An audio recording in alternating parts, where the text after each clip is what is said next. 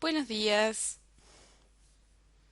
bienvenidos a la semana 1 de este curso de física de cuarto año de bachillerato acelerado virtual. Comenzaremos el curso introduciendo un concepto que es bien general a las ciencias y es bien importante sobre todo en física, que es el concepto de modelo.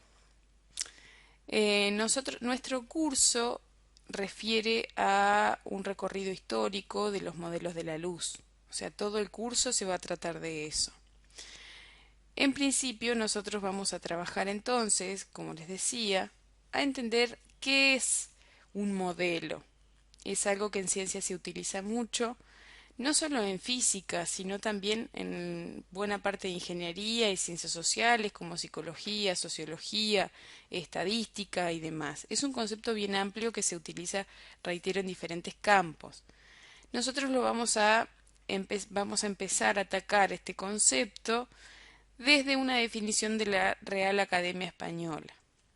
Aquí yo tomé las cuatro definiciones que más se acercan a lo que estamos buscando. Arquetipo o punto de referencia para imitar o reproducirlo. En las obras de ingenio y en las acciones morales, ejemplar que por su perfección se debe seguir e imitar. Representación en pequeño de alguna cosa. Esquema teórico, generalmente de forma matemática, de un sistema o de una realidad compleja, como la evolución económica de un país, que se elabora para facilitar su comprensión y el estudio de su comportamiento. Acá vemos diferentes puntas, como les decía anteriormente, cómo está el concepto de modelo como representación de alguna cosa o de fenómeno, aplicado a diferentes campos. Por ejemplo, en la definición 2 se refiere más a un ejemplo a seguir, por ejemplo, puede ser en las acciones morales, dice por allí. El punto 3 puede referirse, por ejemplo, a la arquitectura, las maquetas, los planos, o es una representación de alguna cosa, ¿sí?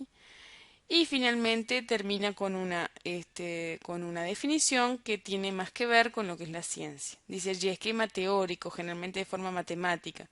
Es decir, nosotros podemos representar una realidad o un fenómeno mediante ecuaciones matemáticas o un sistema de una realidad compleja como la evolución económica de un país, que se elabora para facilitar su comprensión y el estudio de su comportamiento. Es decir, acá ya una de las cosas que nos está diciendo es que el modelo también sirve para predecir fenómenos. Vamos ahora a introducir este tema con un mini cuento de Jorge Luis Borges, de este escritor argentino, que hace referencia justamente su mini cuento a una característica de los modelos. Y dice así, del rigor en la ciencia. En aquel imperio, el arte de la cartografía logró tal perfección que el mapa de una sola provincia ocupaba toda una ciudad, y el mapa del imperio toda una provincia. Con el tiempo, estos mapas desmesurados no satisfacieron y los colegios de cartógrafos levantaron un mapa del imperio que tenía el tamaño del imperio y coincidía puntualmente con él. Menos adictas al estudio de la cartografía, las generaciones siguientes entendieron que ese dilatado mapa era inútil y no sin impiedad lo entregaron de las inclemencias del sol y los inviernos. En los desiertos del oeste perduran despedazadas ruinas del mapa, habitadas por animales y por mendigos. En todo el país no hay otra reliquia de las disciplinas geográficas. Bien, ¿qué queremos decir con esto? Hay un científico de ciencias sociales, Alfred Korzybski, que tiene una frase famosa, el mapa no es el territorio, haciendo referencia a que el modelo nunca será la realidad. Entonces, volviendo al cuento de Borges, vamos a sacar y extraer algunas cosas básicas de ese cuento, características de los modelos científicos a partir del análisis de Borges. He extraído del mapa no es un territorio, un análisis de las limitaciones de conocimiento científico, escrito también por el argentino Francisco Carlos Ribeiro. Nos permite interpretar y prever datos, situaciones o posibilidades semejantes. Es decir, yo una vez que tengo un modelo, puedo predecir cosas. Por ejemplo, en arquitectura se realiza una maqueta y se le coloca en el túnel de viento para ver cómo se va a comportar esa estructura ante determinadas situaciones de viento. Los aviones lo mismo, se hacen tamaños a escalas y se les hacen pruebas para ver cómo se comportará en un futuro. Una teoría puede explicar una parte del fenómeno, hasta la mayor parte, pero es una ilusión creer que lo explica todo. Volviendo al ejemplo del mapa, como representación, como modelo del territorio. Yo puedo tener un mapa, por ejemplo, de carreteras del Uruguay, el clásico que conocemos todos. Pues yo quiero ir a navegar por el Uruguay. ¿Ese mapa me va a servir? No, no me va a servir. ¿Y eso quiere decir que esté mal? No, no quiere decir que esté mal. Simplemente es un modelo que no es exactamente como la realidad. Está representando cierto aspecto de la realidad. Por ello es que si yo quiero navegar por el Uruguay, voy a tener que conseguir un mapa hidrográfico del Uruguay. ¿Ah? Allí no quiere decir que el modelo haya fallado, simplemente que es un modelo que está hecho desde un punto de vista que para navegar no me sirve. Se refiere a un recorte de la realidad y por lo tanto nunca llegará a ser completo, ni tampoco totalmente preciso. El mapa que cubriese el territorio sobrepuesto a él sería el mismo territorio en sí, y en este caso no podría servirle a nadie, sobre todo porque para conocer ese territorio las personas tendrían que recorrer todo el territorio y cada detalle de la misma forma que si no tuvieran ningún modelo. Entonces allí queda claro entonces que con ese cuento y con estas frases que extraímos del cuento, de interpretación, que los modelos no son la realidad, son una representación de la realidad. Y ahora nos vamos a meter un poco más en lo que son los modelos físicos, los modelos en ciencia y sobre todo los modelos que se trabajan en física. Los modelos en física son las teorías científicas, ¿sí? Las teorías físicas, perdón. Entonces, hay muchas y nosotros de repente hemos escuchado hablar de varias, pero no sabemos a qué refiere cada una.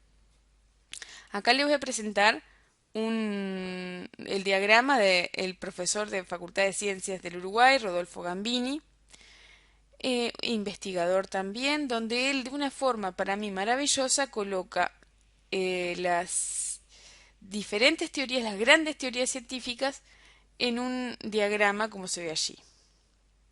Todo fenómeno físico conocido, dice él, se puede ubicar en algún punto del diagrama, dependiendo de los valores que toman algunas magnitudes características del mismo.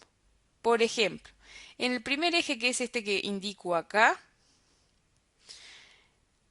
está asociado el cociente entre la velocidad característica de los objetos y la velocidad de la luz. A medida que avanza en la dirección de ese eje, se tienen objetos que se mueven a velocidades mayores. Lo que se mueven a velocidades próximas a la de la luz, todo ello se explica con la relatividad especial. ¿Sí? Luego, en la medida que se avanza en el segundo eje, dice Rodolfo Gambini, se encuentran objetos sometidos a campos gravitacionales más intensos. Y no estoy hablando como el campo gravitatorio de la Tierra, que en comparación con nuestros astros es relativamente pequeño, sino estoy hablando de los campos gravitatorios que produce una estrella, por ejemplo, de cosas de mucha masa. Todo ello se explica con la relatividad general, también desarrollada por Albert Einstein. Y si se avanza en el eje vertical, se encuentran objetos más pequeños. ¿Sí? Todo ello lo explica la mecánica cuántica, que es, como ven ahí, una de las teorías más jóvenes. ¿Sí? La física de Galileo y Newton describe la región central, es decir, lo que acá llama mecánica clásica. Objetos de tamaño mediano, no sometidos a fuerzas gravitacionales demasiado intensas y que se mueven a velocidades pequeñas respecto a la velocidad de la luz. Todo ello lo explica la mecánica clásica. Y nosotros, en el curso de cuarto, vamos a estar dentro de esta teoría de teoría de campos. Para estudiar los campos electromagnéticos y la luz debemos alejarnos de esa zona central e incluir fenómenos con velocidades comparables a la de la luz. Es decir, la teoría de campos se ubica por acá, es decir, cuando la velocidad tiende a la velocidad de la luz. Nuestro curso se ubicaría allí. Bueno, esto sería entonces una introducción conceptual para que tengan el concepto del modelo.